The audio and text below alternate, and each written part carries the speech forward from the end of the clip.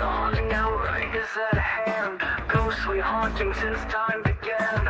Wrong side paranormal seeks the truth, looking for some kind of real proof. Creaky floorboards and eerie dark mist. Grab your camera and document this.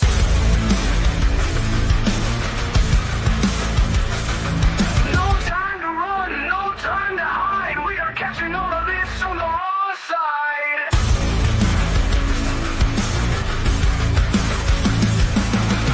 A slamming door causes a fright. A shadowed hand appears in sight. Grab your REM pods and your K2s or anything else you can use.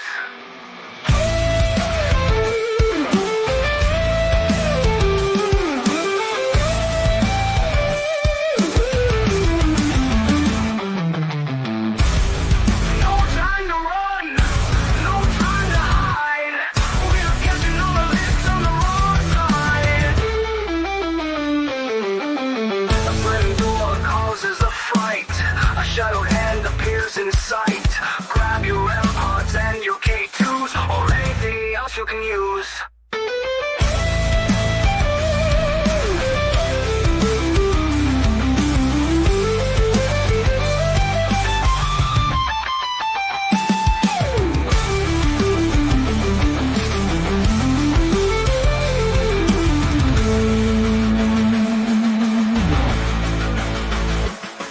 No time to run, no time to hide. We are catching all of this on the raw side.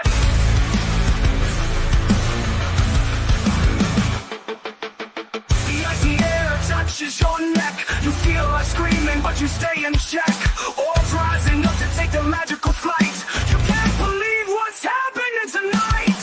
Don't run, don't try to hide. We are catching this all on the raw side. Don't run, don't try to hide. We are catching this all on the raw side.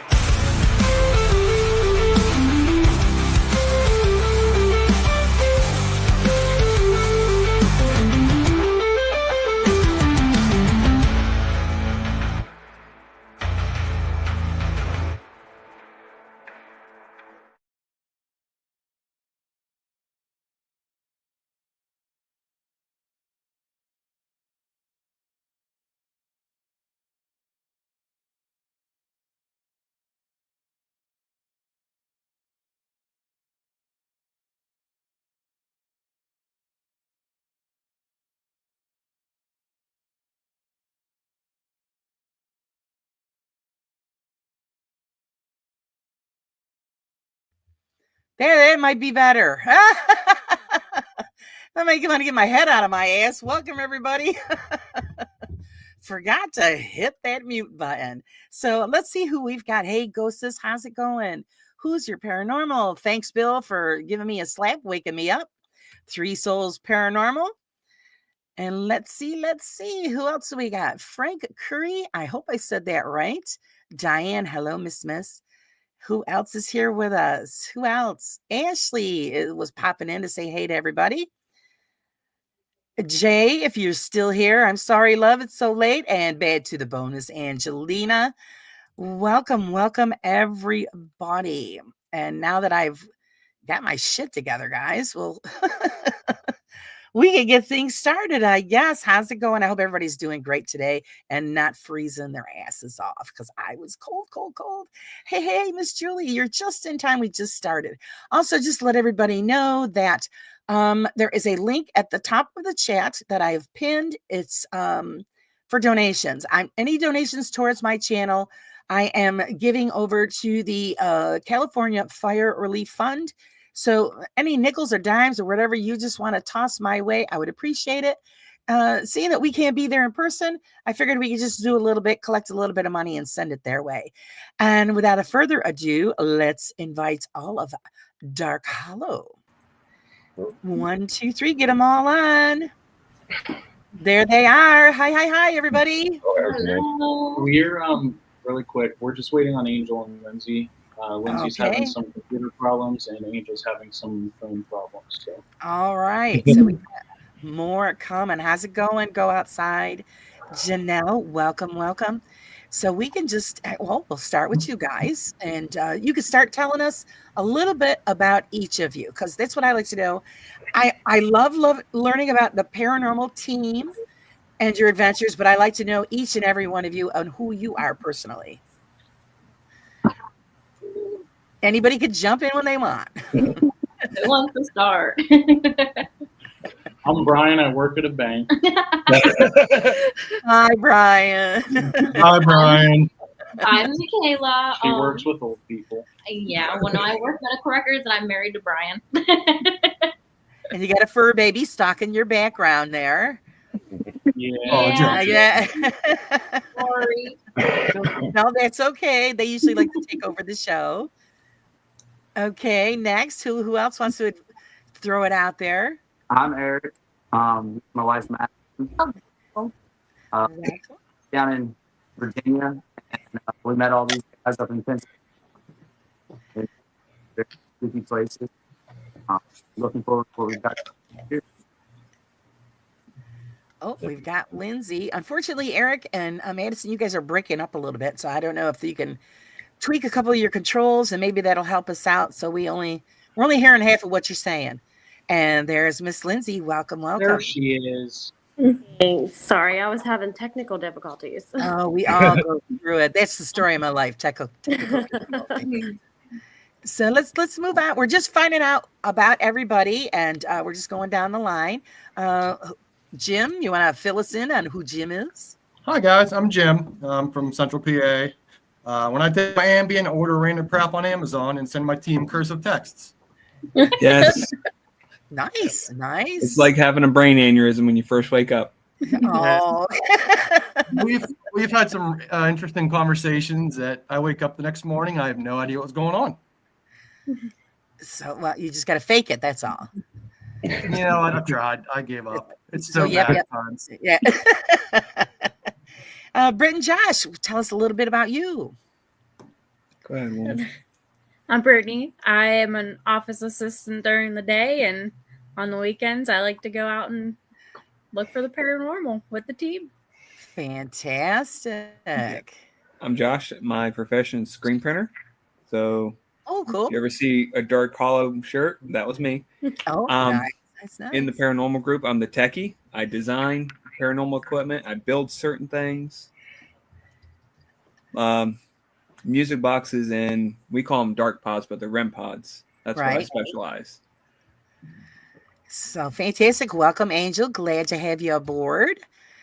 Fill us in. Who's Angel? I'm Angel. Next. No. Hi. Are we introducing ourselves? Yes, you are, sir. How you doing? I'm Angel Morales. I am a lead investigator for Dark Hollow. I would be nothing without Miss Lindsay. She had me join the team in 2022. Am I right, darling? Yeah, I was actually going back and looking at that. It was right around the winter, beginning of 22. Yeah. We all three of us. Fantastic. Yep, and me, Lindsay, and Jim, and we've been taking off. I've been in this field for 12 years, and it's my passion. It's my hobby. I love doing it. I love the parent unity. Every single person that's in this chat right now, family, and looking for a beautiful future. Fantastic. Miss Lindsay, tell us all about you. So I'm Lindsay Morales. I'm the founder of Dark Hollow Paranormal. I guess by day, I work for a hospital and do scheduling and stuff like that. And then by night, I like to ghost hunt. There you go. And then last but not least, Ashley and Michael. I'm Ashley. I guess, like Lindsay said, by day, I dispatch a bunch of transit operators in our county. And by night, I take pictures and catch shadow figures. Apparently, that's my thing now. Yes, you've been doing great with that. He's been dubbed the apparition queen. And Michael's just the backup guy? Yeah. Yeah. He's the muscle. I work for a paving company during the summer months, and then joined up with these guys just this past year. It's been great. Fantastic. Well, I am very honored to have you guys on. Why Dark Hollow? Who picked the name? Why that name? Because it's cool. All right.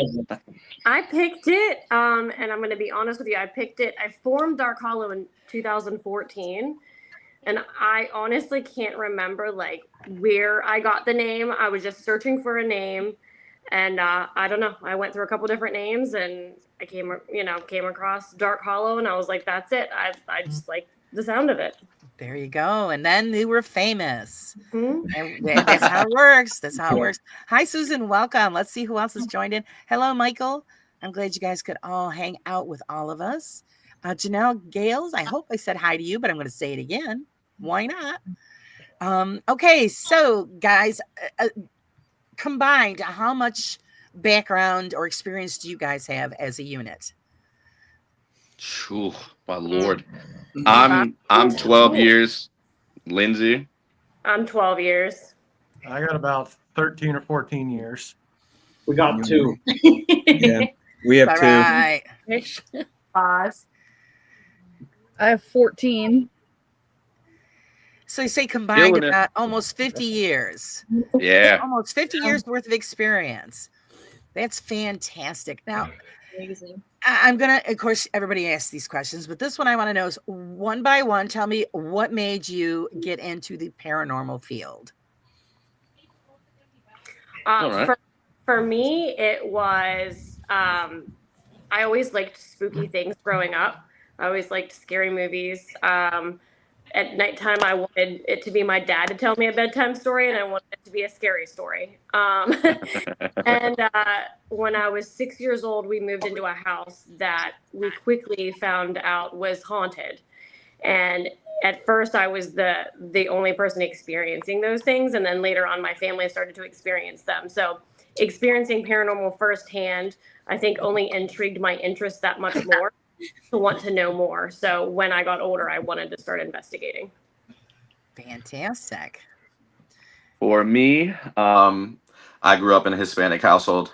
Spirituality was always talked about, and I was taught to listen to the message, find the message, go to what is knocking in the dark. That's basically how I got into it. Urban was exploring, and then I ended up working for a ghost hunting company, and training and teaching people the fundamentals of paranormal became my niche. And here we are. Everyone that we've met, we actually met hosting events, and now we are doing it together as a family. Wonderful. This is always a tough question to answer because you kind of go back and rethink, things in your past that makes you get interested in doing this. But I think mine would be my father and a close family friend of ours. That was something they were always into, and we formed our own team years ago and gave it a go. It didn't pan out too well because interest got lost, whatever. And my old house was haunted. So that really is what got me interested into it now. And then a few years ago, I hooked back up with Lindsay. And then my passion came back, and here we all are. Met some great people and amazing family. Wonderful. For me at least, my house was haunted growing up. So her name was Ruth, nice old lady, but she liked to make a lot of noise in the attic. So from a young age, I had some openness to it. And then as I got older, I would always watch like the TV shows and everything and got super interested in it. And then we ended up going to Crescent, meeting Angel and Lindsay. And now we're here. There you go. That's how it started for me. Personally, my house was not haunted. Sorry to disappoint, but I was always interested in it, and especially all the shows and everything. They used to terrify me, and I would always say, like, I can't imagine doing this. It was never gonna be me. And here I am. But I remember I got my first spirit box for Christmas a couple years ago, and then me and Brian bought a ticket to go to a public investigation at the Grand Midway Hotel, and spooked us a little. And then we bought tickets at Crescent and met Angel and Lindsay, and ever since then we've just been super interested in. That's where I saw my first apparition. Yeah. Oh, great. Yeah.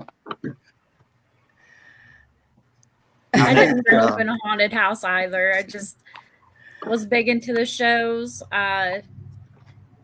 Saw Crescent was nearby. Didn't know it was there. Saw they were doing public investigations, so I convinced this one here to go, and we went a couple times. The second time we went, we met Lindsay and Angel, and here we are now. There you go. I did grow up in a haunted house, a bunch of them actually. One of them actually was in a life house in North Carolina. That was interesting, but I tended to steer away from the paranormal, not because I was scared of it, but I just didn't want nothing to do with it. She drugged me to Crescent, met Lindsay and Angel. That's the end of it. There you go. We have that effect on people. We started out urban exploring, and we went to a couple places doing some urban exploring, and then we found a ghost hunt that we could get tickets to up in Pennsylvania at Crescent, and I think it was our first night up there.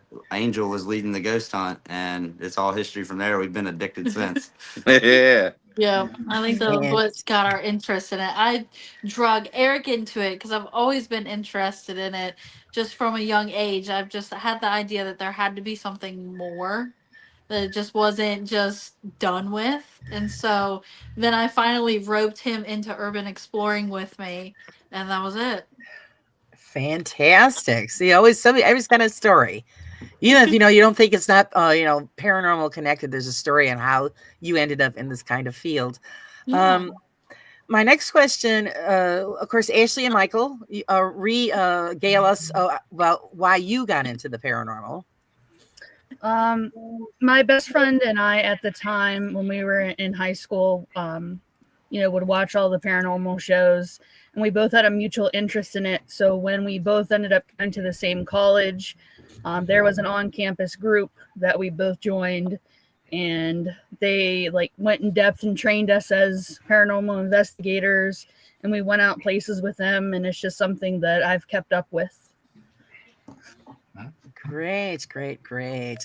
Diane says Dark Hollow really are a group of very nice people. So you have groupies. You have groupies.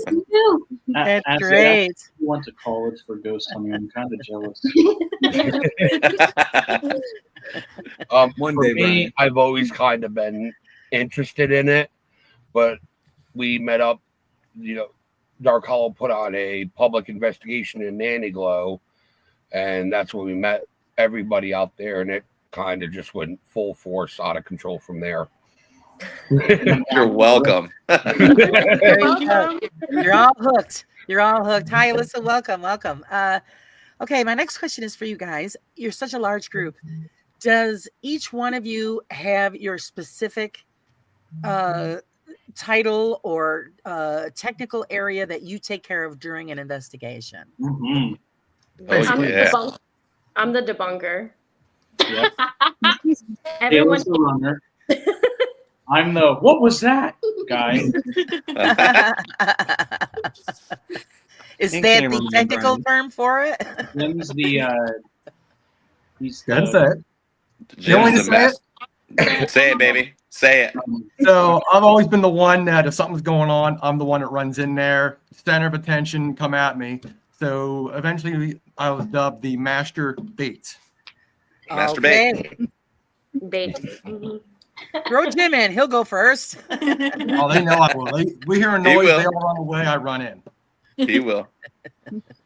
Absolutely. I can't really speak for myself at all saying I have any title. I just love being with everybody and investigating. I love He's the entertainer. Yeah. If I would say anything, I love teaching the paranormal, and I love bringing everyone into the field and having them open their gifts and seeing everyone succeed in the field. You and he also smells really good too. That's one thing we're big on, is you got to smell good whenever you're in. Oh, all right. So we all got to hang out with Angel all the time. Don't forget your deodorant. Yes. Yeah. I use Puerto Rican, so that's just me.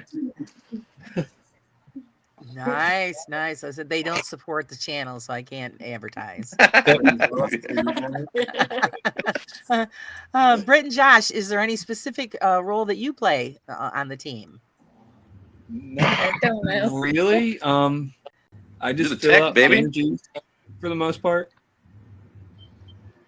No, me and Michaela are a touch sensitive, so we just fill out the energies and try to see what's there. Josh is also our tech guy. He built Yeah, it. I am the tech guy though. He's Mr. 3D printer himself. He's total tech. There you go. Madison's the sweetheart. Her little No. giggle. Eric's got the pimp daddy laugh heard around the world. Brittany is like the sweet mom of the group. No. Absolutely. Ashley, she is like the apparition, I mean, gold star. You know, you want to catch it, Ashley will catch it.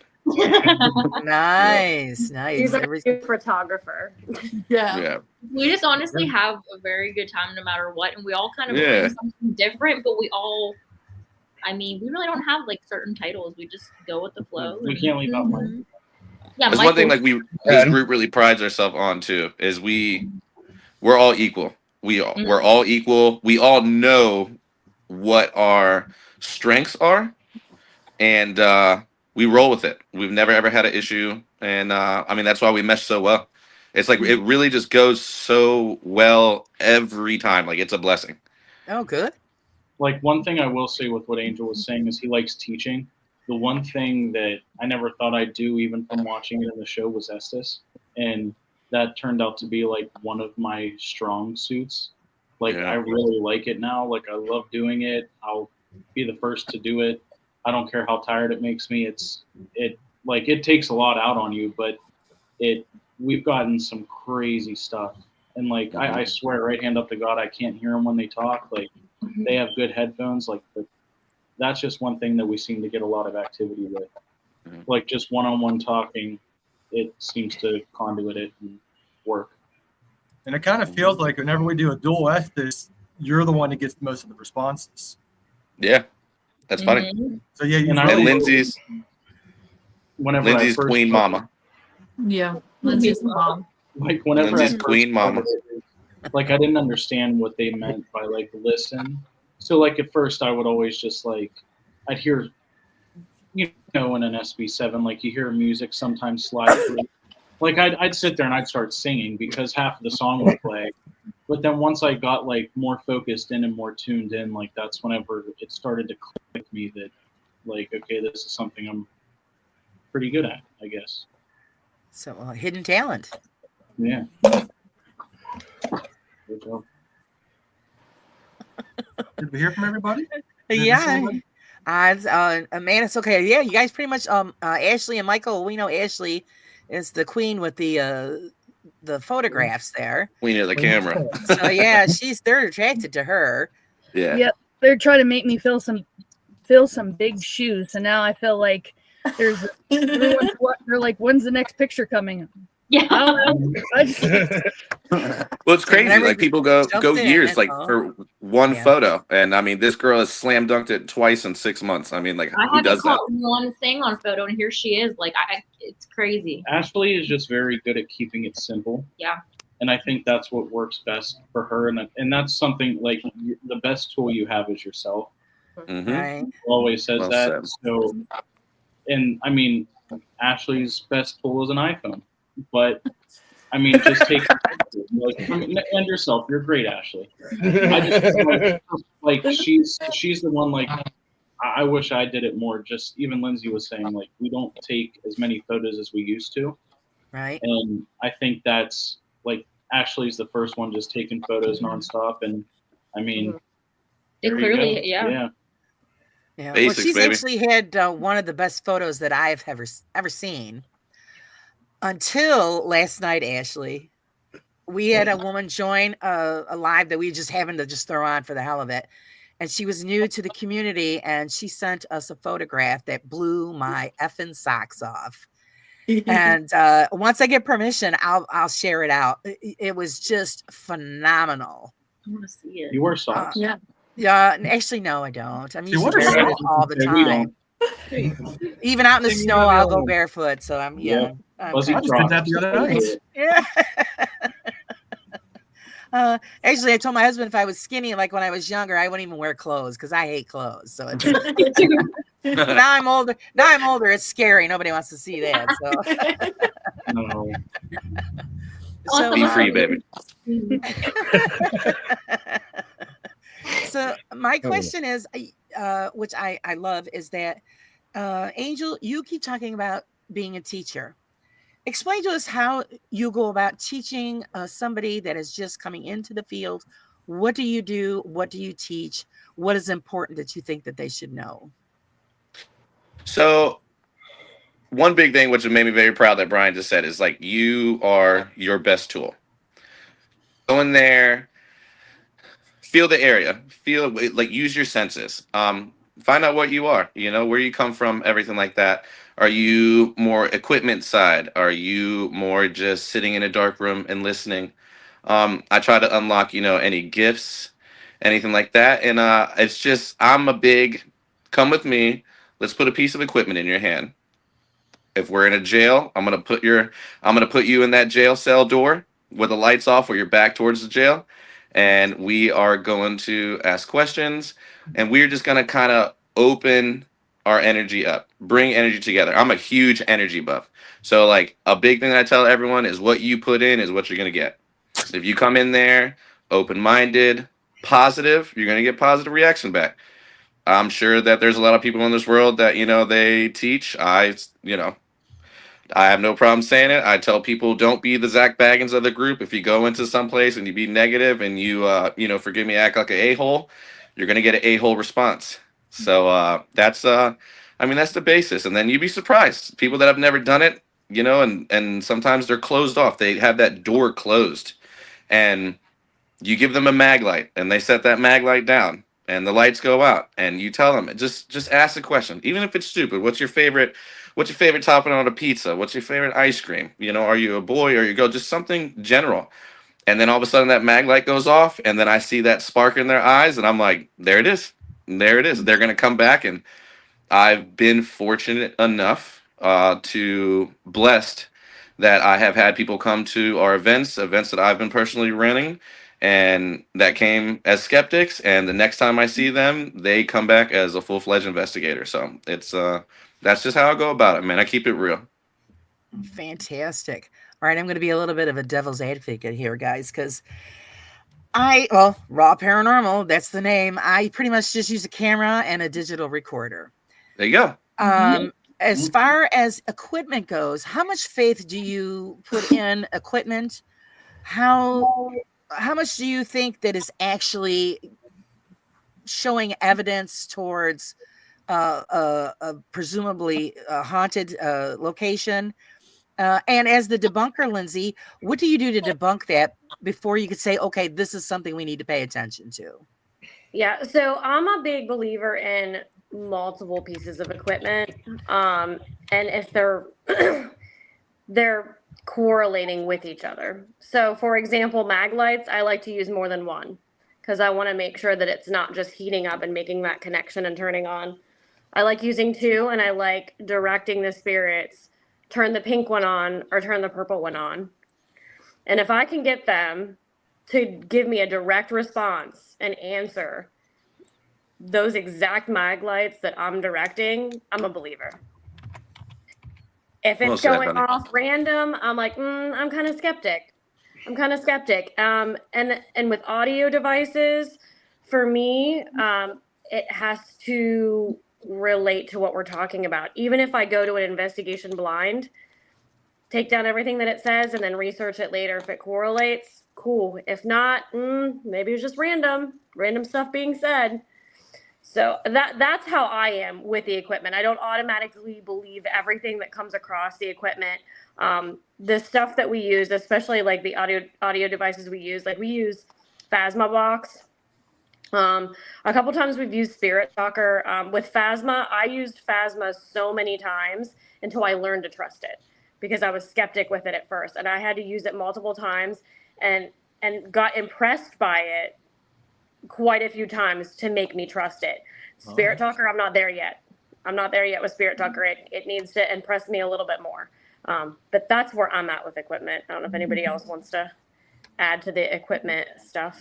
I think especially with the mag lights, we also do like a yes/no response. So we'll put two in one place and we'll say, "Can you turn this one on for yes or this one for no?" And that's more of like a concrete answer. But as far as like her talking about the Phasma, I love the Phasma, but again, I feel like you really have to mess with something for a little bit before you can really, really trust it. I'd have to say I agree with Lindsay on Spirit Talker. I personally, just coming from like a technology background, I don't trust apps that you can download or pay for on your phone because Wi-Fi. They connect to Wi-Fi, but they also, most apps track your location.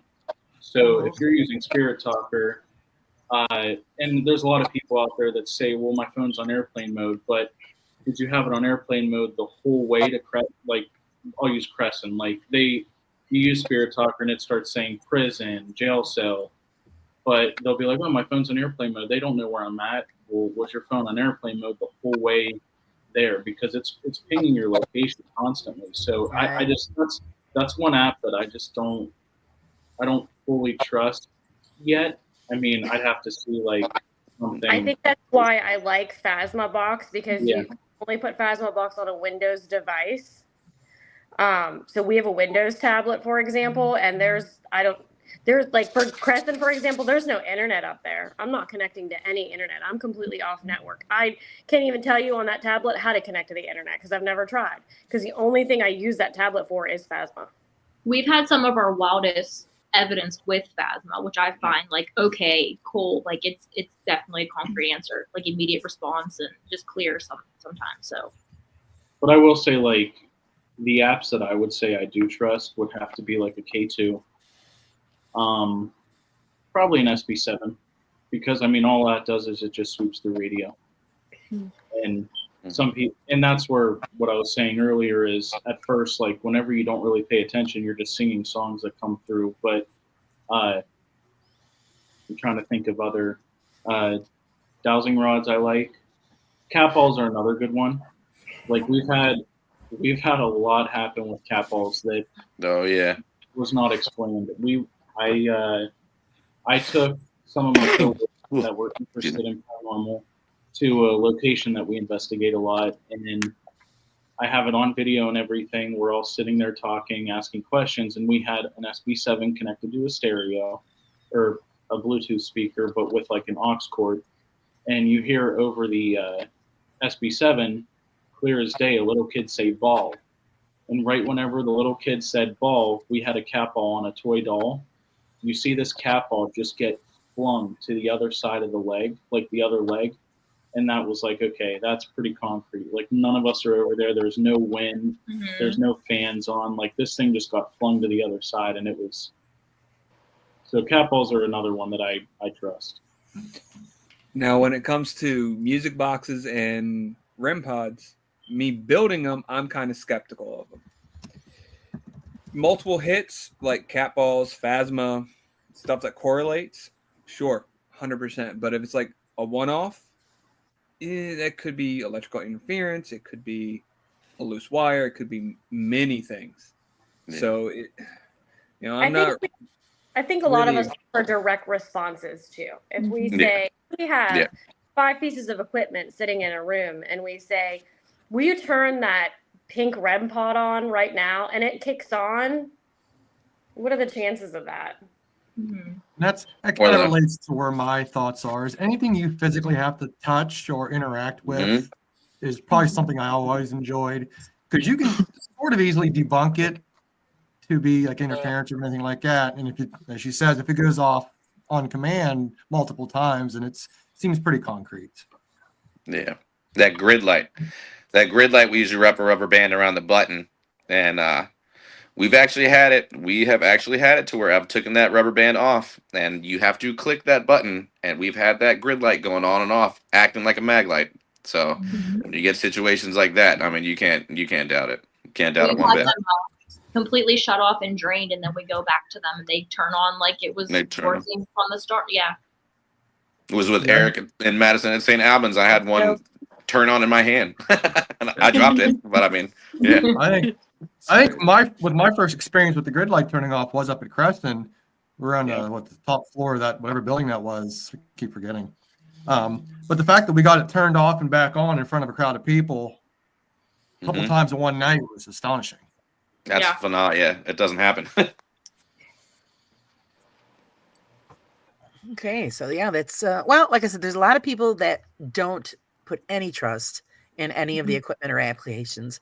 But also, I think that we all should stay pretty much neutral and on the fence about all of it because you just don't know. And that's all part of the big it's a part of the big experiment. This is all an experiment anyway. We really don't know what's out there, what we're dealing with. So you can't say yes or no to any of it. So that's why I think it's great that you guys continue to test.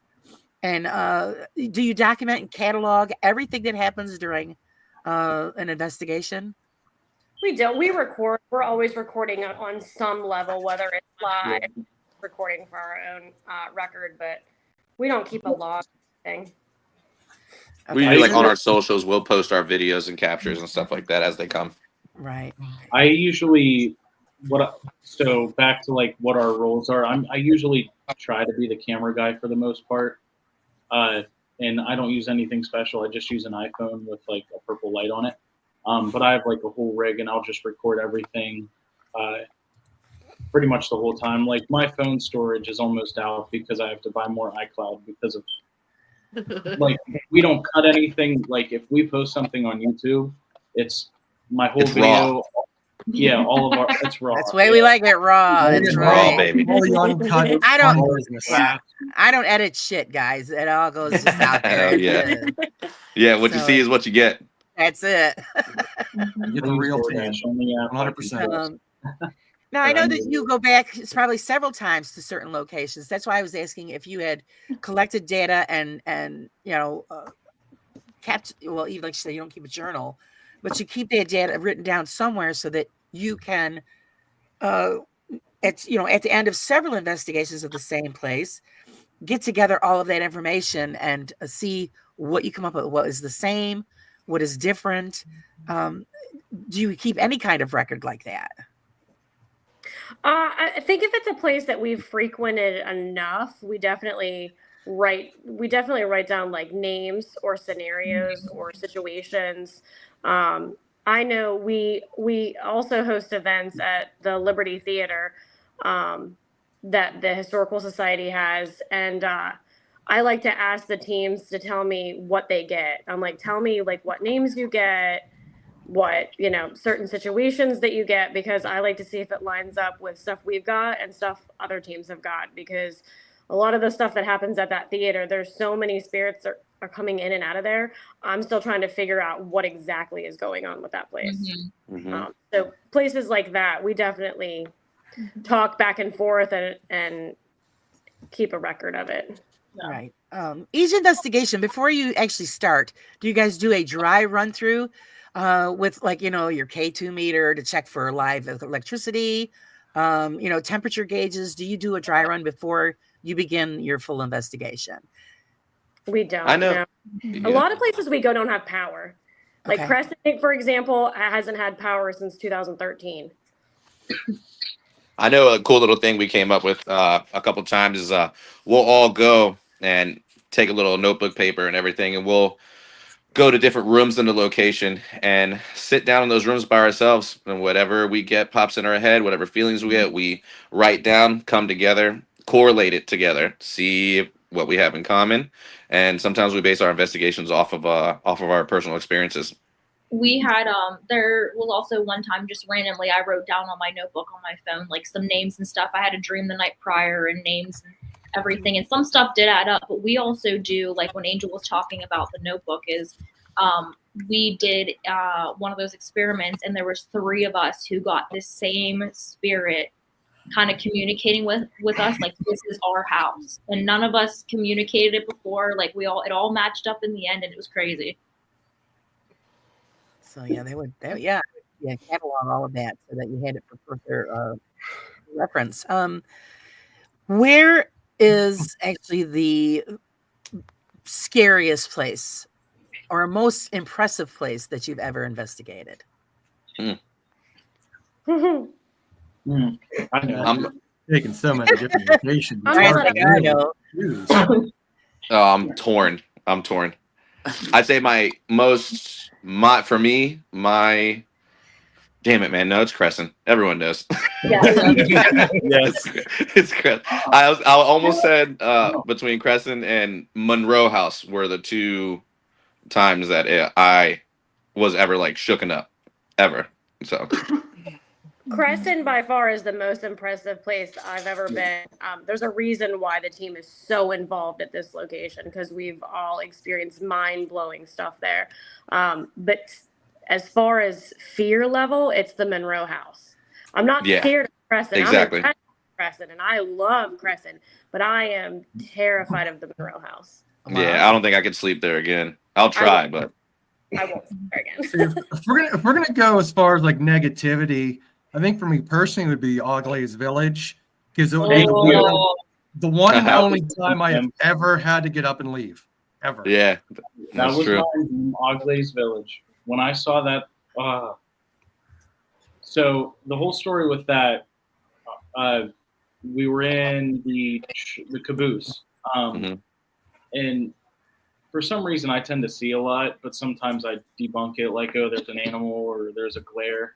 But we were sitting in the caboose. It's like an old train model, essentially, and we're just sitting there. It's like the end of the night. You know, we're all getting ready to go, and we're just running random stuff. And like I've seen stuff in the past, and I usually look away. But this, I saw it. So I'm a talker. Sorry. That's what it's about. Let it all out. When you're done, I want to tell my story. Before Oglaze Village was Oglaze Village, that land was, correct me if I'm wrong, but it was a reservation at one point, wasn't it? Like there was on site, there's ties to native land and burial grounds. Yeah, native land. So we're just sitting there, you know, just doing our thing. I'm kind of tired. I'm like, okay, I'm ready for bed here soon. And I look out the one window, and I hate windows now for this reason. I looked out the window just, you know, see what was going on, and I just see a native woman staring at me, like, and I like white cheeks, braided hair with like the jewels in them, and then like her face was like kind of like pondering because I looked over like looking in like what's going on. Wow. And that was the first time I didn't jump, I didn't scream, I just stared. And finally, like, Angel and Lindsay saw it, and they're like, what are you looking at? And they like look back, and I'm like, I swear to God, I just saw like. I honestly thought somebody else was there with us. It was eerie. And then Jim's was actually, that scared me. So go ahead, Jim. So what it was earlier in the night. It was the middle of summer. There was no air, no electricity, nothing in the entire village. I think it was like 80-some degrees that night we were there. So we went to the one building, which I believe was a World War II building, I think. They had a bunch of artifacts, uniforms, whatever. Yes. You walk in, you walk around the counter. There's a little hallway that led to a little back office that had some uniforms and whatever. As soon as I walked through there, I felt like a little cold breeze, whatever. And you know me, something's going on, I'm there. So I sat down in that spot for roughly at least a half an hour. Meanwhile, we're on Facebook Live this whole time. So as I'm sitting there, I was balled up. I was cold. I was shivering. At one point, my teeth were clattering because I was so cold. And finally, like half hour, 45 minutes in, I had to get up and leave. Went outside for a minute. And not 15 seconds later, Brian comes coming out to check on me. He's like, hey, I hope you're okay. But as soon as you left, this, and this all started going off as soon as you left. So I had to come back in and resume what I was going to. The one and only time I've ever actually had to get up and leave. It was responding through Phasma, like with responses like he's outside or, you know, as you were leaving. So something definitely was, you know, following you. Yeah, like once, like we weren't really getting much. Like we were asking, like, what are you doing, Jim? Why is he so cold? And like nothing. And then all I remember is I go out to check on him. He's sitting on like a tree stump. And I'm like, hey, and right before I left, it said something, I can't remember, but I went out and I was like, hey, let me know. It wants you back in there. And then like right before I got done with that, everyone starts like not screaming, but they were like, oh my God. And we come walking back in there like, you won't believe, like it was just like wanting him back in there. Like It said he's gone. And as he walked out the building, every piece of equipment that he passed started going off. Very impressive. You Yeah, guys that had a was- question. Two Ply Paranormal has a question. Y'all have REM pods go off? Yes. Oh yeah. Mhm. Oh yeah. Yeah.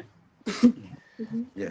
I We think just my like- best REM pod was St. Albans when we went in the basement down there. We Oh, had multiple yeah. REM pods set up, and we were asking questions. I mean, it went on forever, and It was the there best session. It was The best. crazy. I love REM pods. They're You know, like Eric said, we were in the boiler room.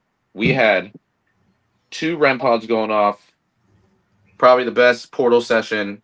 We had mag lights going off, and it went off for so long. I think we stayed down there 30, 45 minutes.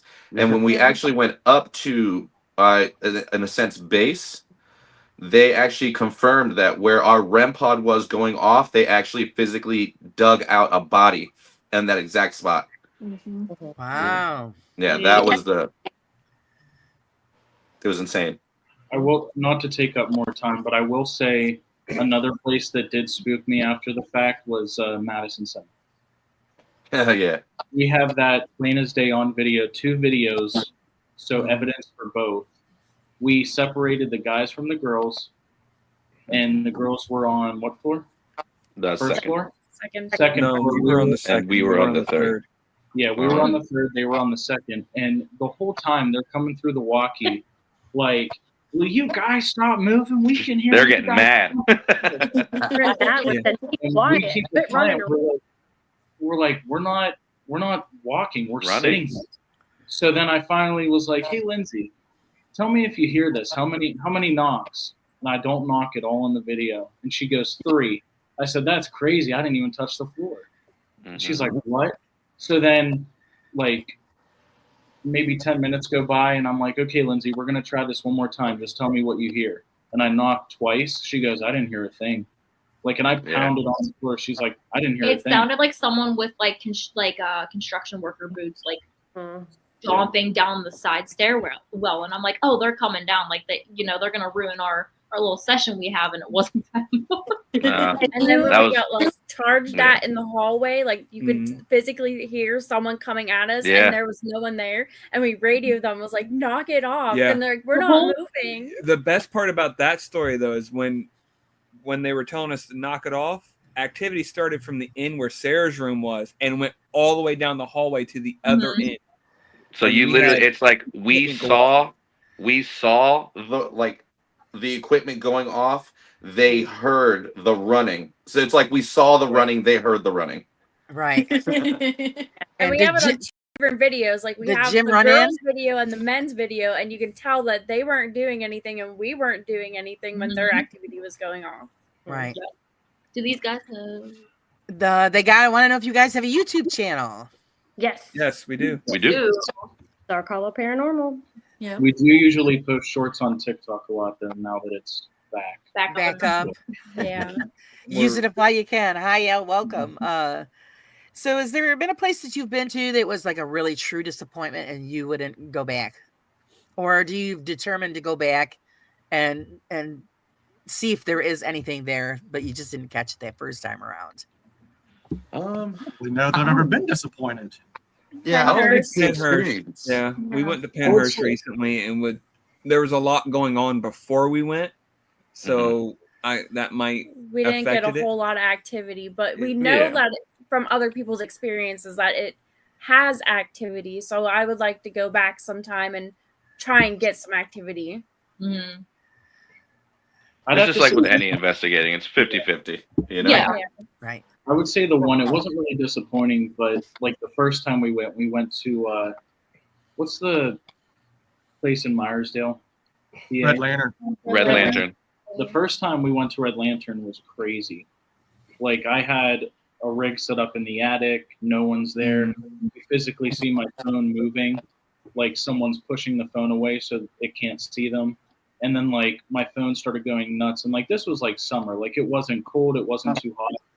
Like someone physically zoomed my camera in while no one was up there. Like we had so much stuff, but the last time we went, I wouldn't like we had some stuff going on, but it just seemed like the energy was a lot calmer compared to the first time. But I wouldn't say it was a letdown. It was a fun weekend. We had a lot of fun. We drank a lot. We ate a lot. We So you made up for it. Yeah. It was me. It was mine and Lindsay's bachelorette investigation party. Yeah. Oh, there you go. I think for me, it was Lake Shawnee Amusement Park. I think I got myself hyped up for that one. And when I went, we got some activity, but not as much as I anticipated. However, I would go back. It's just with that type of a location, it's outdoors. You just have to take a lot into consideration with noise contamination. Right. But I would go just to see if it would change if I went back. So, all right, we have a question here. It says, $1 million question. Do phone apps work? We just talked about that. Yeah. I'm iffy on them just because if they can connect to your Wi-Fi and track your location, I don't know. They're not, phone apps are not by far not our first tool that we're going to use. It's like for funsies, if anything. Right. Well, my question is, when you're doing an investigation, do you let the equipment run the investigation, or you're just using it as an experimental tool for the investigation? Yeah, it's experimental. We like to use ourselves. Like a lot of times we won't even turn equipment on. We'll just ask the spirits to make noises to let us know that they're there. And we listen to the sounds of the building. Like for me, I like to like sit in a place for a while and be quiet and take in the sounds of the building and understand like what are normal settling noises for that building versus what is abnormal. And I do like asking the spirits to make communication without using any equipment whatsoever. Right. But we will add the equipment in, but I think it's just like a secondary, not a primary. Yeah. Brian, you have your hand up. I'm always that's his thing. That's him. Yeah. I will say, back on like the point of like we don't really usually let the equipment run our investigations, but I will say the one crazy one, like how we use ourselves as tools a lot. When we were at Heyman House, for instance, we were in the one middle hallway, really not getting anything, and just to try it out, we're like, Angel, start talking in Spanish. And I kid not, he starts talking in Spanish, and out of the Phasma box, we are getting responses, and he's like clearly able to hear what they are saying. Yeah. And he was able to communicate. And we didn't know much about the house, but like it was just. I've never heard other languages come through on Phasma box. That for me was a first, and it was a very clear Spanish. It was clear. I mean, down to how many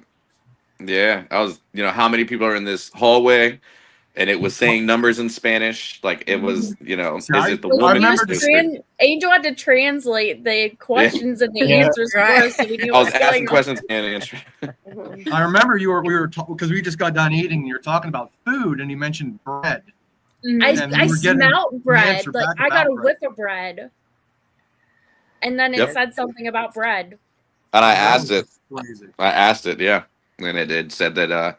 I said, "Were you like cooking bread or something like that?" And it was like I was cooking bread. Like it was without a doubt. Eric actually he investigated the butler's bed actually in Heyman's house. Yeah, he did. Yeah.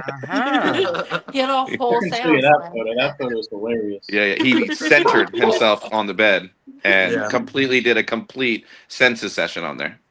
Ashley has the video of us sitting there when you were translating that stuff to the spirits all.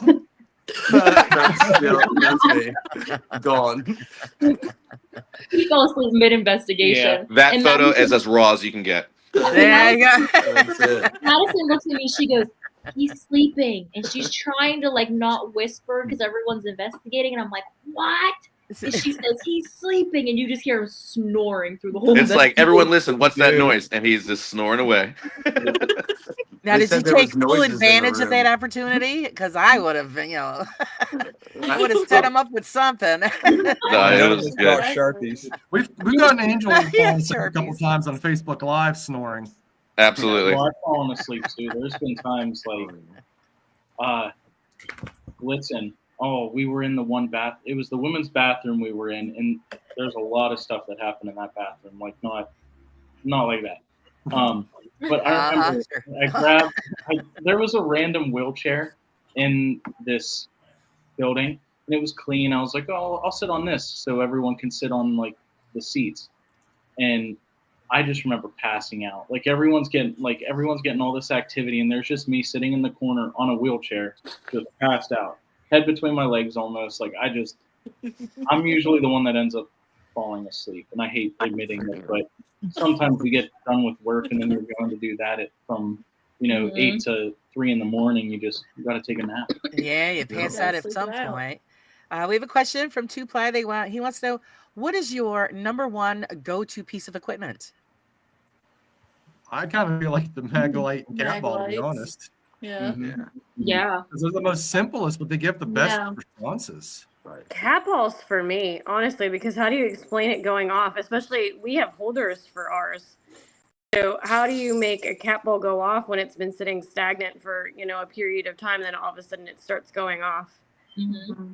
And that's one of the things that we debunk is cat balls. Yeah. We had me and Lindsay. Yeah. I can't debunk it. There's been times that it's not been in a holder, and we've watched it physically move. We have videos of moving and rolling. We had a cat ball in our bedroom next to our bed on our nightstand for 6 months that we thought wasn't working. Broken. And in the middle of the night, I thought the cops were outside the door because I seen flashing red and blue lights. And I'd turn around and we're looking out the window. Then it was like, holy shit, and look next to my face, and damn cat ball's going off.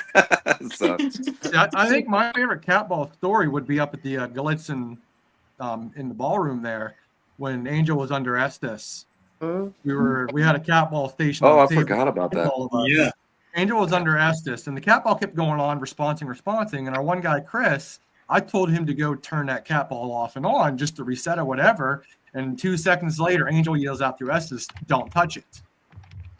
And then I had no idea. Then he also said, "Ball, it's on." Yes. And then I think he said blue or something like and that. red. It was, and we were like, "Yeah." We're like, "Are you turning the ball on?" And it's like, "Yeah, ball." I had no idea.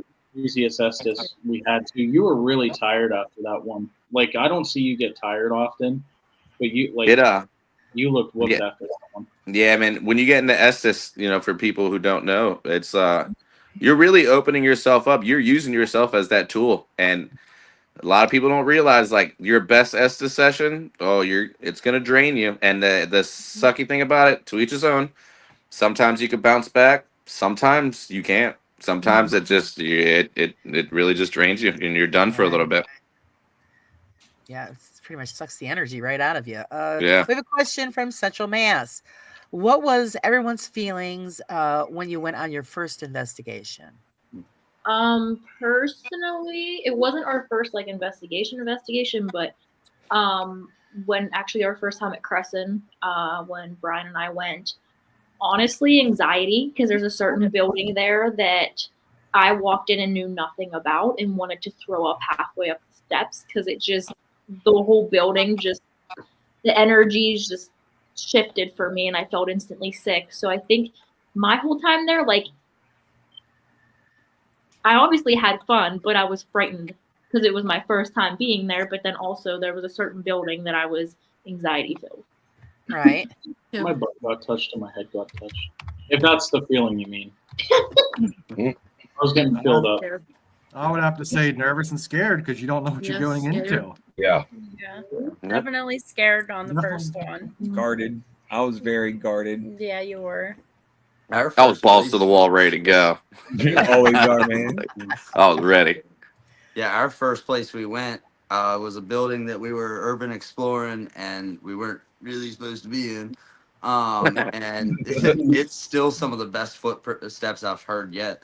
We opened the door. As soon as we went inside and shut the door, the loudest footsteps in the world coming towards us, getting louder and fast. And we ran back out of the building. And that was our first 10 seconds of paranormal investigating. Was we walked inside the building, something ran at us, and we ran for our lives. You're not supposed to run. Oh, I run all the time. That was a birth of an investigator right there. There you go. She's almost knocked me. I have knocked, well, not knocked, but I left Lindsay in a room at Madison. She screamed and I ran before she took off, and I left her in a room by herself. I have Michael walked down over. Yeah, Michael's almost. I ran Brittany Yeah. over. One Yeah. time at Crescent, we all piled up. There was 4 of us, and we all just lined up in a line and just collided because we were so scared. I watched Lindsay and my brother run so fast and try to leave the same room and get stuck shoulder to shoulder in the same door. In the door frame. Yeah. Speaking of your brother, the first time I ever met you and Steven was at Jean Bonnet. We had the girls upstairs and the boys were downstairs.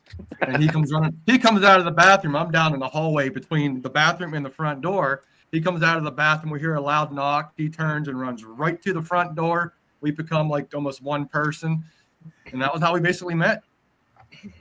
Yeah, it was literally they hit each other. It's oh, thanks, man. By the way, I'm Steven. Yeah. I also like when we start an investigation spread out, and then you can tell when the energy is getting different or it's really getting good, because then we all huddle in the middle, and our back is don't have our back towards anything. We're all in this little huddle. Yeah, it was like that the last time we were at Crescent. We were all spread out in J block. That's where that picture came from. Yeah. We went butt to butt, and then Ashley was lights, camera, action. Or lights, camera, Ashley. We'll call it now. I like it. I'm in. I think my feelings on my first investigation was a mixture of scared and nervous and don't know what to think, because we were in a location that, again, this is going to show the age of this, but back when digital cameras were a thing. So digital. It's old. Oh my God. No. But we couldn't keep batteries. We couldn't even take a picture because it just kept consistently draining. So definitely an experience. Everybody's had a good. Let's see. 2 places. Who is your favorite investigators on YouTube? Dark Hollow Paranormal. Dark Hollow. Brilliant. Brilliant. I'd have to say there's a group that I watched a long time ago, and at first I maybe thought they could be faking it, but then some of the guys started cutting ties, and one of them stayed into it. It's called Overnight. His name's Elton, but he started doing it as a whole career, and some of the stuff I've watched, obviously it's any movie, or not movie, but show. They cut out the not the boring stuff, but the stuff that doesn't happen. But what that's how they started. But now that it's just him and a friend or two and his wife, they don't cut. They just there's Real some deal. cutting every once in a while. But if you, I'm not rich. I'm not going to join their Patreon or whatever.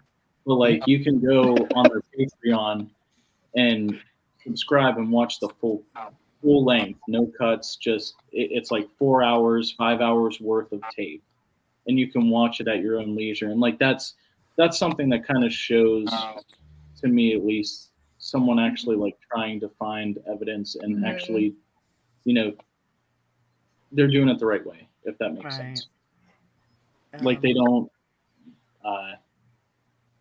There's not a bunch of scary music whenever something's about to happen. They don't provoke. He just does his own thing. And but it's so funny whenever I watch them. It's kind of if you were to watch us and investigate with us, they're always joking halfway through. Someone farts and everyone laughs. They're very laid back. Jim goes me. Oh, yeah. Oh, he will. He usually does. He will break the silence. Yeah. I am the example we use when we host a public. Like, we're always like, all right, you probably just had dinner. Your belly's going to make some noises. Either claim it or blame it on Jim. There you And blame it go. on Jim. Shout out to Three Souls too, man. They got a good YouTube channel as well. Oh, Yeah. 27 Spirits. I was gonna say 27 Spirits, all of them, Who's yeah. Your All my friend Paranormal. Jackie, Who's Your Paranormal? Who's Your Yeah. Paranormal? Residual Haunts. Yeah, all of everyone's them, man. gotta go check them all out.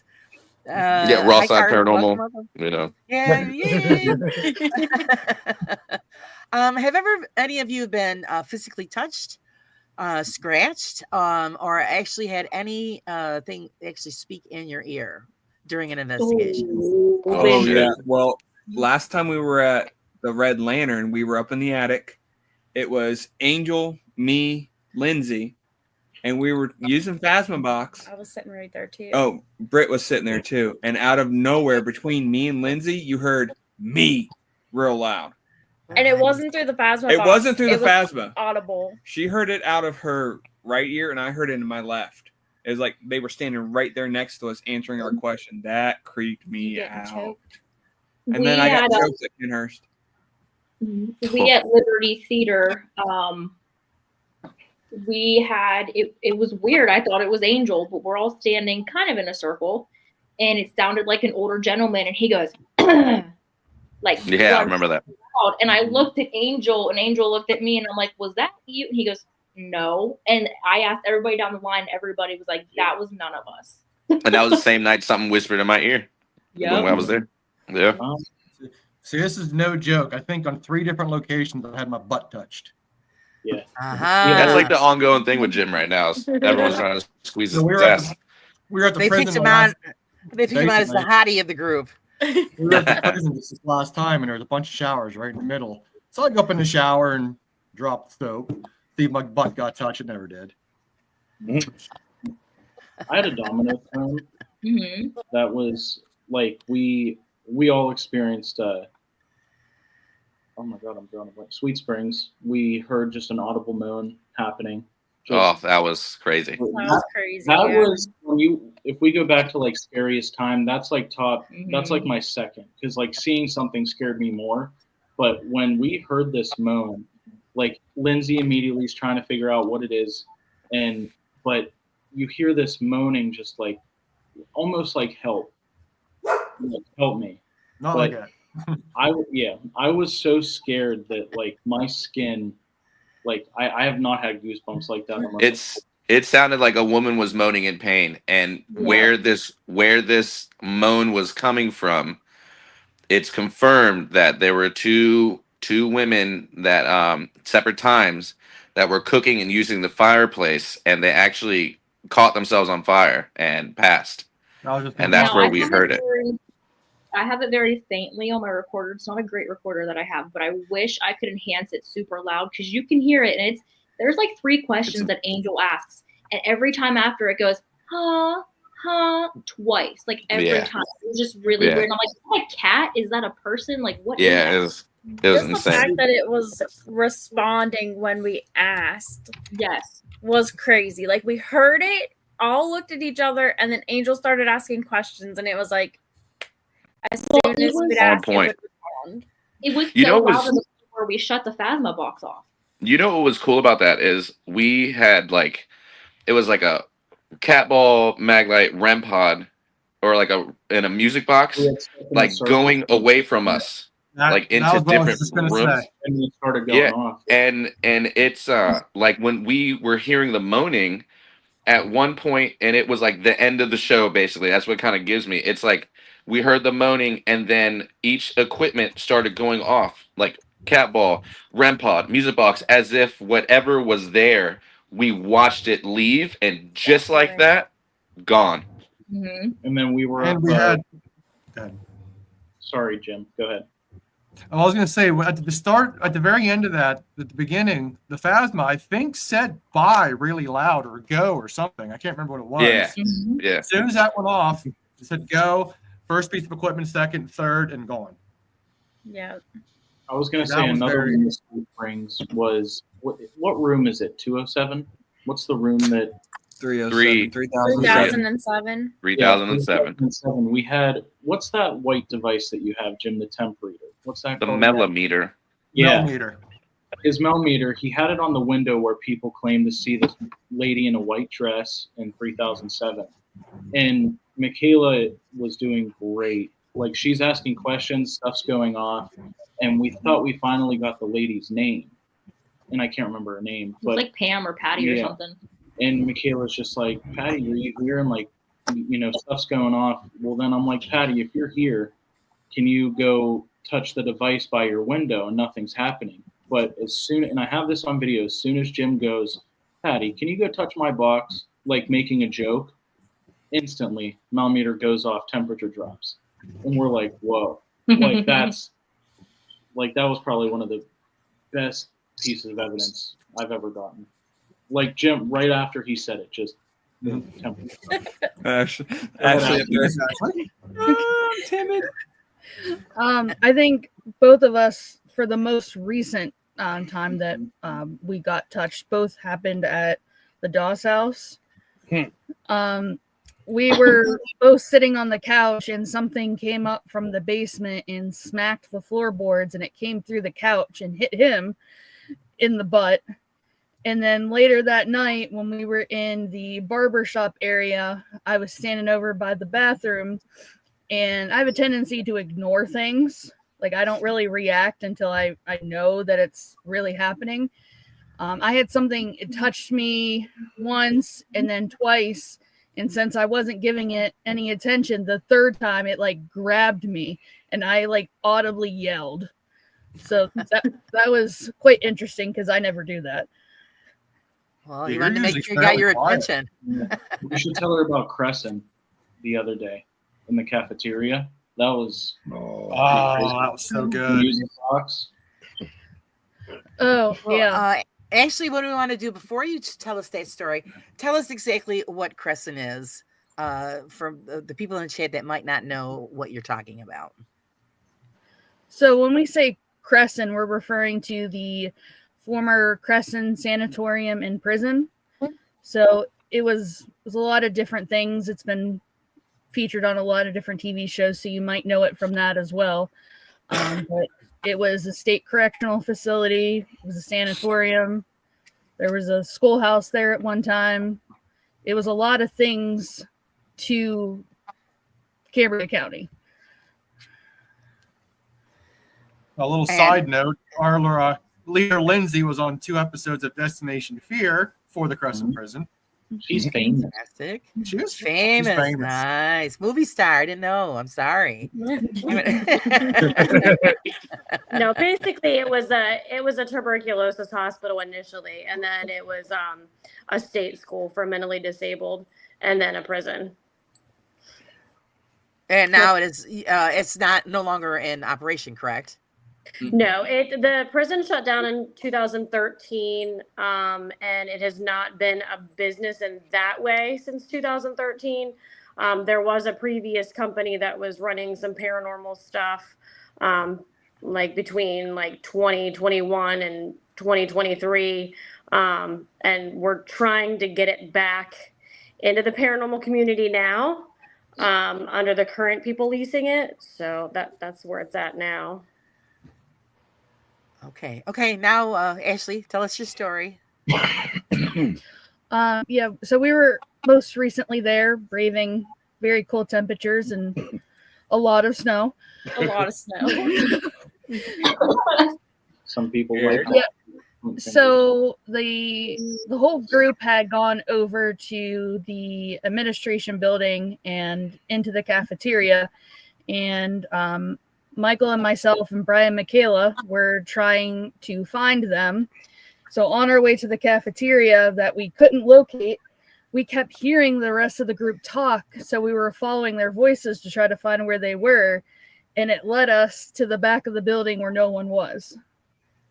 So there was definitely something there mimicking their voices to the point we actually had to call to be able to find them because we couldn't find them.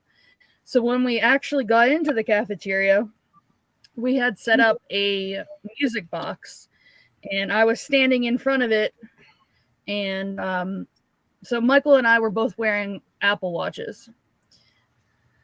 when I was standing in front of the music box, I had gotten an alert that my heart rate had shot up, and I've never gotten that alert before. So that was really weird. So I walked over to the other side of the cafeteria where Michael was standing, and I told him what was going on. So he walked over there, and the same thing happened to him. And then right after it happened for him, the music box started going off behind him.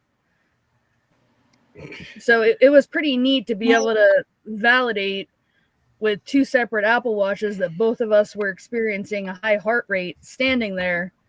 And then the motion detection went off on the music box, also showing something was standing back there. Right. So, Hi, lurking spirits. Welcome.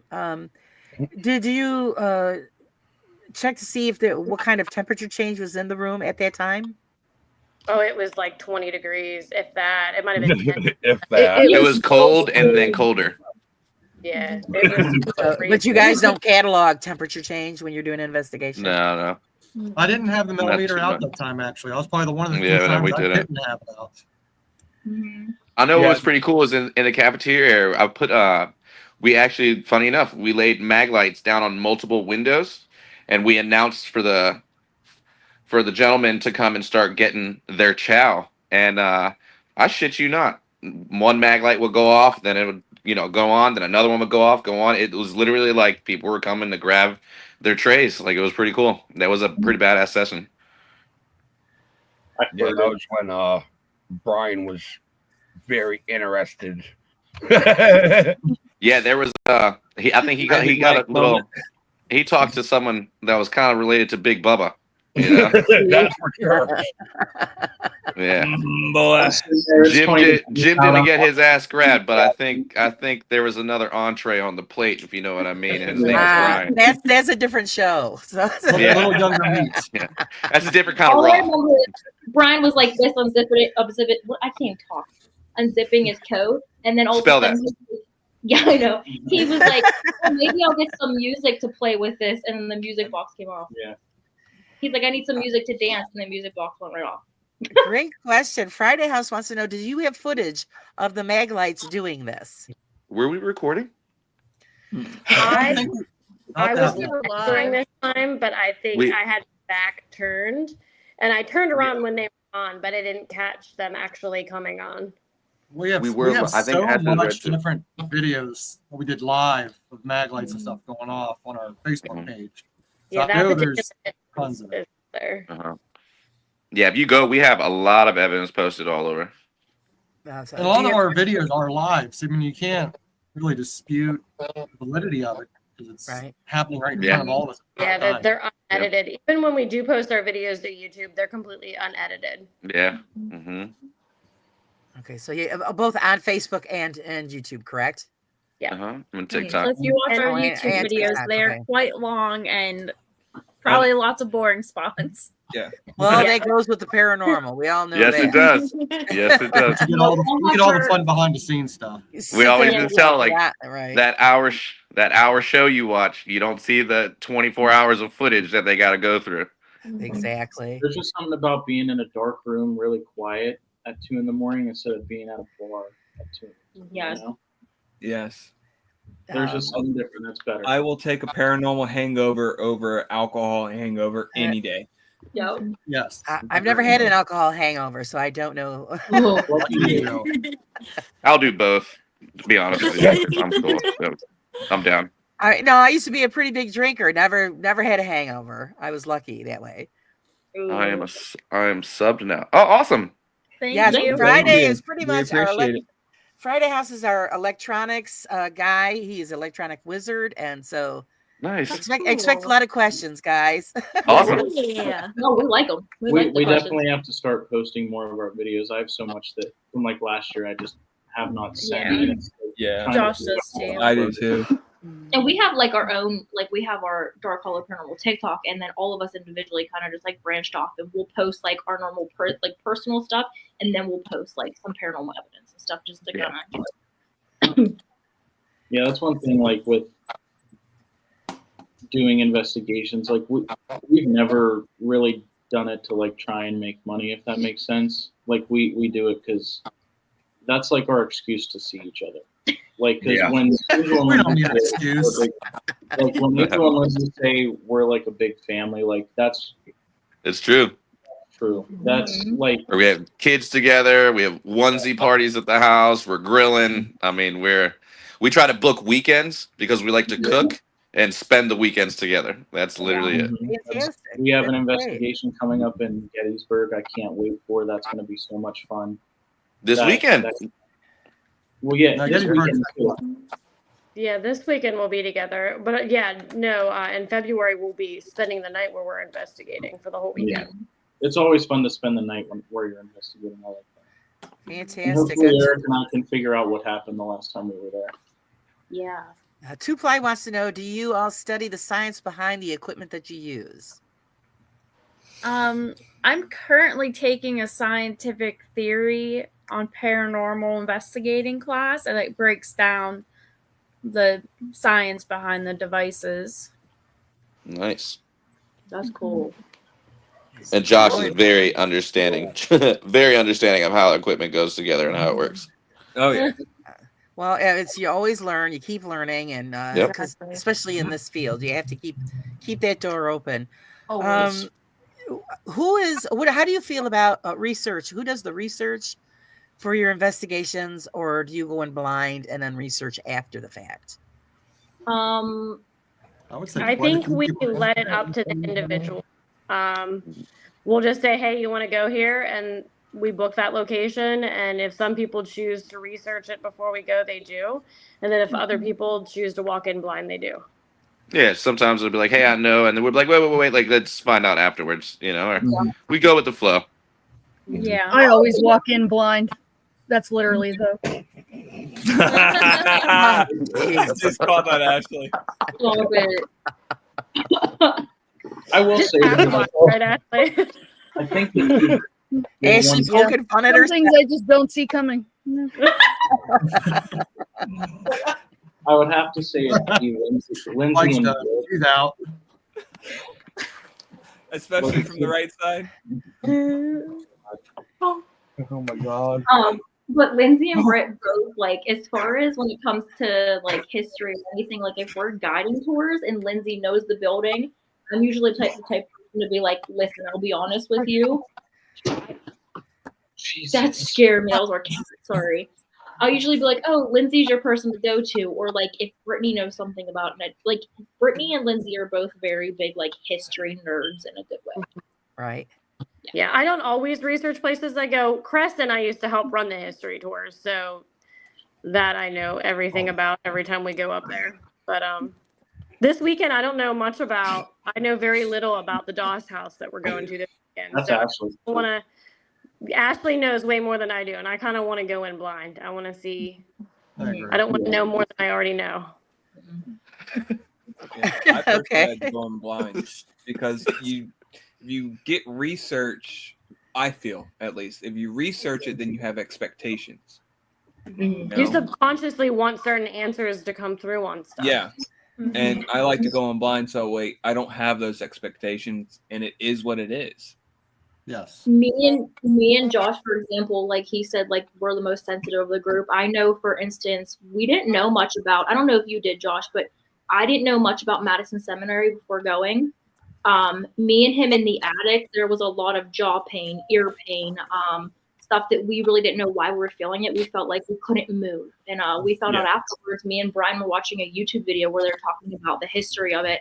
And there were some patients that their teeth would be removed and some stuff that explains why we were unable to, we felt like we couldn't move or that our teeth were hurting. And we didn't know until after the fact. So I like to go in blind just to see if we can catch anything. And then after the fact, we kind of, try and see if it matches up with anything.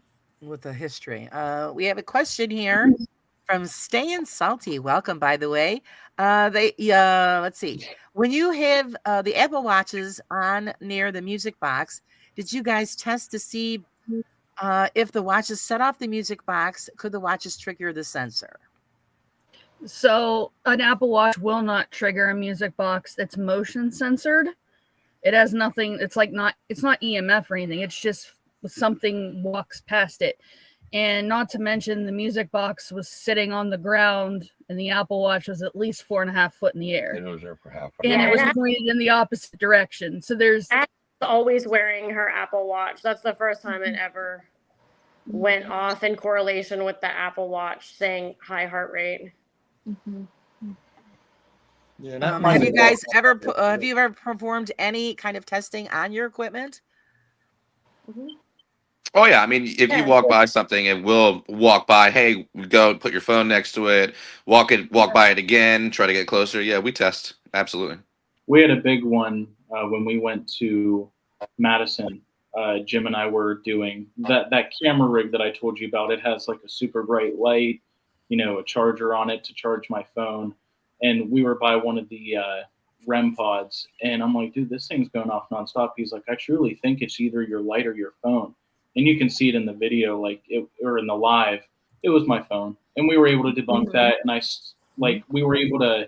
was able to walk back to where it wouldn't set it off anymore.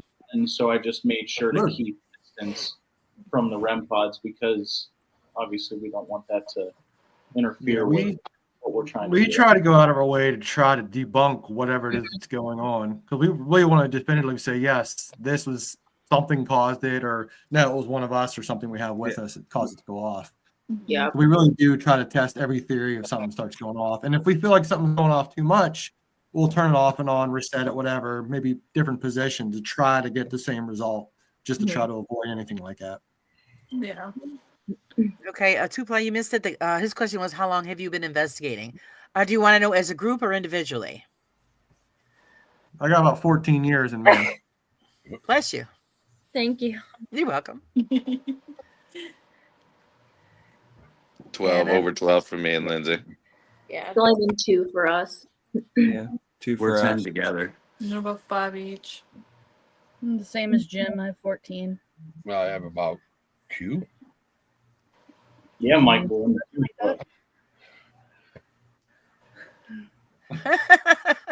Control testing. Yeah. Friday wants to know, do you do controlled testing of your methods? Sorry, but the science is his thing. Yeah, Friday is definitely the science guy. So I like that. Ain't nothing wrong with science. What's your first I name, would say Dave? we do. Yeah. We always check our batteries when we first start, make sure everything's working like it's supposed to, cut it off, cut it on. So we do control tests before we even start. We always make sure we don't have our phones near anything, stuff like that. Mm-hmm. And then when I'm building it, I'm testing it 3 or 4 times before I even assemble it all the way, just to make sure everything works the way it's supposed to. And I also think it's important, like before we start, we'll actually out loud, I'll be like, hey, I put a cap all over there in the hallway. There's a mag light over here that way, just in case of any equipment or phones, like just so everybody's aware where everything is sitting. Yeah, and to let everything acclimate to its environment when we first put it out, because a lot of things that we're using are like humidity or temperature based. So like if we have them in our cases or whatever, they might be hot. We put them out, let everything come to room temperature and kind of satisfying the environment. So that way it's it's not environmental changes that you're getting.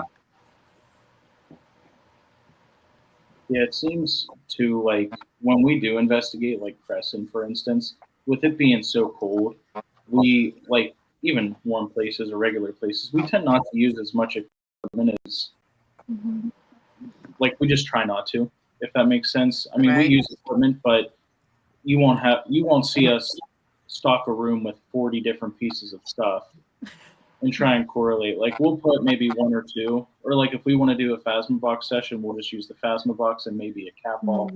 But we're pretty good whenever it comes to, like, too much is just too much. Yeah.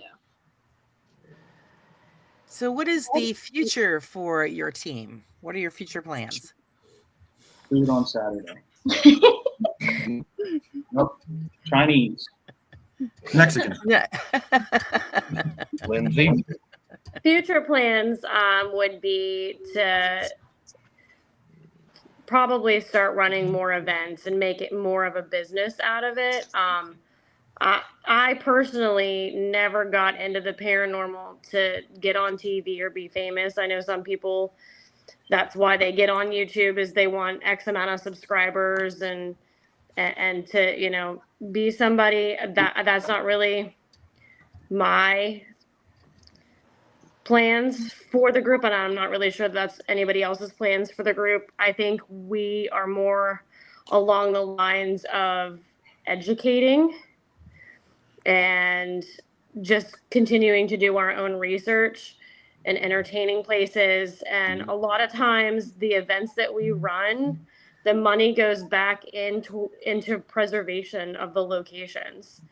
I'm more for keeping these historical places open and available for continued research than I am about my own personal gain.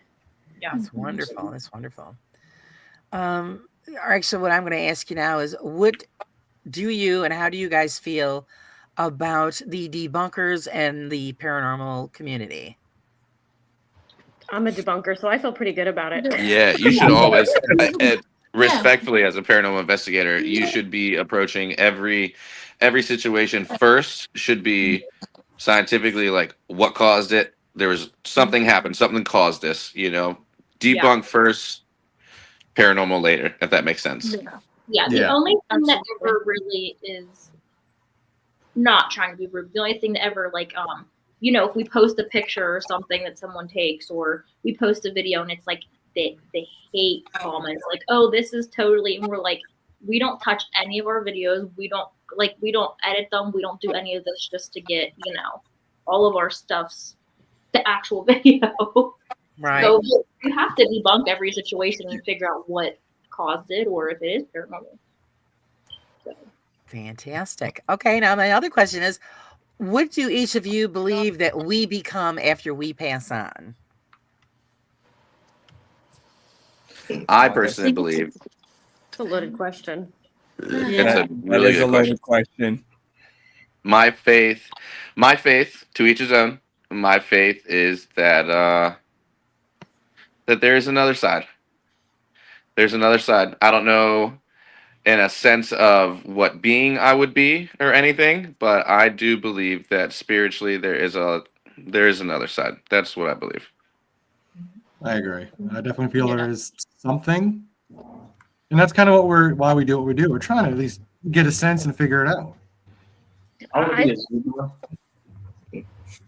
I think regardless what you believe, if you believe that you move on or where you move on to, my belief system is that your energy was here at one time. And I have a hard time thinking that when you leave, your energy is gone. Energy is energy. So regardless what happens to you after life, I think that your energy still stamps the world and is still here. Whether you're able to intelligently communicate or you're here as, you know, a residual haunt, you know, may determine, you know, I don't know what I'm trying to say, but I believe that your energy stays here. No, you said it right, honey. That was a great way to say it. So I was gonna say, honestly, I wish I could just take that answer and say it for myself and use it as my answer. And I'm sitting here in between Angel and Jim and Lindsay with the whole conservation of energy. Your start is energy, your matter, and then your energy again. What happens in the afterlife, nobody really knows. Heaven, hell, nobody knows. But what happens to your energy? It goes just changes form. It goes into an energy box and it's saved for later. It changes form. You start as energy, shift the matter. And what I think is cool, like especially with our group, and I've said this multiple times, is like I could believe that. I mean, I definitely agree with Lindsay with the whole energy thing, but not every single one of us has the exact same thought of what happens. Like we all have different views, but we're just figuring it out together. Like there's two things. That's why we investigate. Politics and religion, and every single one of us have a different belief system in the group, but I think the one common thing that we can all agree on is energy. Yep. Yeah. Okay, Friday House wants to know, how would you define what energy is? Now that's I just put it in my mouth. Hey, someone bust out Google right quick. Energy is the balance that the universe tries to create. This is something Britt's learning. The universe tries to balance itself out. So if a location is more negative in its operation, the energy afterward would be more positive to balance it. So energy is balance, to me at least. Yeah. That's a Good, because I had It's nothing. just like electrical Yeah. charge can have a positive and a negative. Josh, So you're gonna have to quote that. Hold on. What, Brett? Sorry. I was saying it's kind of like electricity. You have a positive and a negative. The same thing goes for energy that, isn't tangible. You're going to have positive and negative, and they've got to balance themselves out. So every location is going to have a positive and a negative. Right. Right. That was my thought process too, Brittany. You just put it into words. I'm like, energy is energy. You know? Yeah, it's hard to express what energy actually is because it's different for so many different people. Mm-hmm. You know, me and her believe it completely different than Angel and Lindsay. You know, Didn't but Einstein define that? no, he Isaac defined a Newton. nuclear bomb. Which would be your backside, Jim? Yeah, I have some stories with that. Wow. Einstein's the mathematical side of it. Isaac Newton is energy. Sir Isaac Newton. Yeah, yep. You're right. There you go. Ashley had it. But with that, and you were talking about positive and negative energies. Do you believe that when people become spirit or whatever you want to refer to them as, because you hear a demon, demon, demon. Do you believe that it's demons, or do you believe that it is just a negative energy? Because maybe somebody was grouchy in their life and they carried that on into the spirit world. Yes, that's what I was gonna say. If you're a dick in life, you're probably a dick in the afterlife. Yeah. Okay. Exactly. That's my belief in it as well. I've never experienced the word I don't like using the word Yeah. demon or throwing it around. I mean, some people might come across something that they label that as, and that's fine. But I definitely feel that there are negative energies, and there have been energies or spirits that aren't so nice, and that's the kind of person you were when you were still living. That's how I feel. I was gonna say, like, I don't remember if it was someone in the group, but the chances, in at least my opinion's not always right. No one's is, but I feel like the whole demon thing, like, it's not like they just randomly pick. I think, like, I like you can go to 100 locations and not have anything, but like it's like the exact time and place that you're at. Like, I don't know how I'm trying to get at this. Like, I don't know. I just feel like. Okay, so you want me to finish explaining it, Yeah. Brian? Okay, so what I didn't tell everybody is I am certified as a demonologist. Right? So one of the things I learned that there are demonic, spirits out there. No matter what religion you follow, each religion has a demonic, class of entity. They are very rare, though. Thank you. A lot of people say demon, demon, demon because these phone apps and stuff are saying demon. Right. As Jim said earlier, if you're an a-hole in life, you're going to be an a-hole in death, And some of these spirits just don't want to interact. They might throw that word out just to get you off of them. Yep. Just leave me alone. I'm just going to say I'm a demon. Right. I strongly believe that, especially if it's somebody that was traumatized in life. They just don't want to deal with it again. Yeah. Last year I called it the year of the demon because everybody that was on YouTube said they had demon experiences, and it was so much clickbait last year. Yeah. Oh, it was total BS. So it's it turned me off to a lot of paranormal people. So yeah, so hopefully the year 2025 will be the year without the demon. Oh my. All right. Now my next question is, okay, we become spirits, and most places you've heard they've been haunted for hundreds of years. Do you believe that spirit has a time limit in this plane? No, No. I don't. So I'll say, like, I'm not. We don't usually talk religion or politics because that's just us. But I'm not afraid to say, like, whenever I was younger, I was raised Catholic. So, in that type of household, I mean, my parents weren't like devout Catholic. Like they let me swear. I was a kid. Um, but you have this belief as a Catholic, like Ruth, the old lady that used to live in our home. Whenever she passed away in the house, as a kid, like my dad would be like, "There's Ruth making noise upstairs in the attic," and like as a kid, I didn't know what he was talking about. But they have had a lot of stuff happen in that house before I was even born. So finally, whenever I got older, my mom decided to have the house blessed. And back on the topic of, do they have a time limit? Um, as a Catholic, when the house got blessed, things calmed down. So in my mind, as a kid back then, I was like, okay, the house is blessed, we're good to go. But as I've started to investigate, I kind of have a sense of maybe that blessing isn't what took her away. Maybe that was her kind of understanding, like maybe my time is ready to go. Not that a priest comes in and just blesses the house and all is done. In my opinion, now with ghost hunting, I feel it was one of those. Maybe she was kind of ready to finally move on, or she kind of took that as a sign to move on. Right. And if they had the house blessed and she was still there, then I'd be like, "I got you, Dad, Mom." But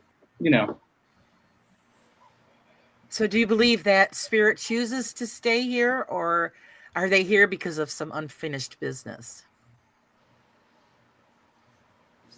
I think that's why we're all in this field, right? Yeah, I agree. Yeah, because I feel Really both find ways. out. Yeah, I don't 'cause think feel anyone like can it's- give you an answer on that. Yeah. Yeah, I think that's like a big thing. Like I got into the paranormal. I have a lot of family that's passed, close family, and I think that was like my biggest questions. Like, are they stuck wherever they are? Where are they? And like, would they go somewhere else if they had the choosing? So I think that's something like I always make a point to try and ask. And I never have been confirmed that anyone is, not, they're not happy, but I've also never been able to confirm that anyone is stuck. I don't think that the situations I've personally had and the answers I've gotten in those, I don't think that anyone was stuck. I think that they view it as a different place than we see it, and that's where they choose to be. That's where like their transient energy has landed them for some connection, and they see it as an okay place. But I don't think I've ever had anybody that came across as they wanted saved or they wanted out of where they were. Right. Or do you think that maybe they just don't realize that they have passed? Right. Might not know the difference, might not know better. Yeah. So, is anybody got any questions in the chat before I move on to them telling us about their event and the event center that you guys are going to be putting together as far as investigations? And I just want to make sure we're not going to miss anybody's questions. Okay, so Crescent, the sanatorium, you guys are going to be running this. Am I correct? We are working in partnership with Imaginarium Sanitarium, who has temporarily tried to bring back the paranormal. They're running some public events right now to try to prove that the paranormal community is interested in the property. If that is proven successful, then it's going to be opened up to a lot more stuff. But we do have approval to host a Paracon at Crescent. So we are in the midst of hosting that. It's going to be held on June 28th. Vendor spots are going to be $25. It's all going to be outside. Bring your own tent, bring your own table and chairs. Anyone who's willing to be a speaker, there's going to be compensation for that. So if anybody out there is interested in being a vendor or being a speaker, we're asking that people reach out to and email darkhollowparanormal@gmail.com, and we'll work out those details with you. And then we'll be posting ticket sales for guests to purchase tickets to come explore the property and participate in the vending that's happening and the speaking that's happening and the ghost hunt that will take place that night. Fantastic. What is going to be the cost for investigations? The cost for investigations is $100 a person. Okay, and what is the length of the investigation for that $100? It is from 8 p.m. to 2 Yep. a.m. 4. Oh, I'm sorry. Wonderful. I'm sorry. 8 to 4. Yes, I'm sorry. That night we are extending it till 4 o'clock. Yeah. 8 to 4. Okay, and as far as restrictions, is there going to be any kind of restrictions during investigating, or because a lot of people aren't allowed to do certain filming, or filming has to be reviewed, those kinds of things. There's no filming restrictions. The only restriction that we're going to put is I believe that we're capping it at 50 people, no more than 50.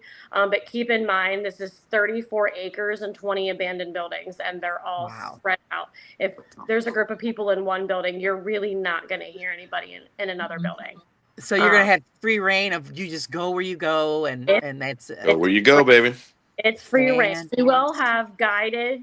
If people request guided, we usually ask all of our guests upon check-in what they prefer. Do they just want to be given a list of property rules to follow and be set free, or if they would prefer a experienced paranormal investigator to be with them? We do have some equipment that we do let people rent out. So things like that we will offer. Fantastic. Friday says if you guys ever come to Texas, there's a few areas that are would be interesting, and he would like to do a collab with you. Absolutely. Super cool. So that is wonderful, wonderful. Tell us about the Paracon that you guys are getting together. That was it. That's the Paracon. That was the Paracon itself. Okay.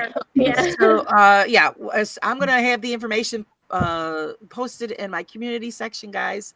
So if you can't, you don't get it now, you'll be able to get their contact information, and then you guys can contact them directly. Excuse me. Anything else, guys, that you want to add before we let them escape?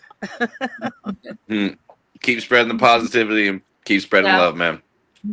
Yep. And thank you for giving us an opportunity to talk with you tonight. Oh, it's been a pleasure, and I hope you enjoyed it. Thank you. We did, yeah. And we'll check in on you later down the road and have you on again to see what you guys have been up to and what's been happening. Cool. So I always like to have people come back on and after a few months or whatever and see where you are at that time and place. That's so cool. So as far as everything goes, guys, thanks for joining us. Remember, if you want to donate to the California Fire Relief Fund, click the tab at the top of the chat. It would be greatly appreciated. All donations will be sent to them. Also, like I said, you're okay Friday. Nobody's ever late. You made it just in time. As far as anything else goes, any questions or any comments, just let us know. Oh, wait, one more here. Friday says, what Discord do you hang in? Oh, wow. I don't think any of them Do you know actually what have a Discord Discord? is. Maybe some of us. I know what Discord is. Is that a cord you use for discs? I bet you any money. All right, here. What Discord do you guys have? A Discord? Put it that way. No, they do not. Friday. Most of their stuff is YouTube, TikTok, and Facebook. So it is what it is, guys. Thanks everybody for joining me. Thank you so much. Thank you everybody in the chat. And as far as that goes, guys, thanks as always for hanging out on the Raw side, and we'll see you until next time. Bye, everyone. Thank you. Thank you.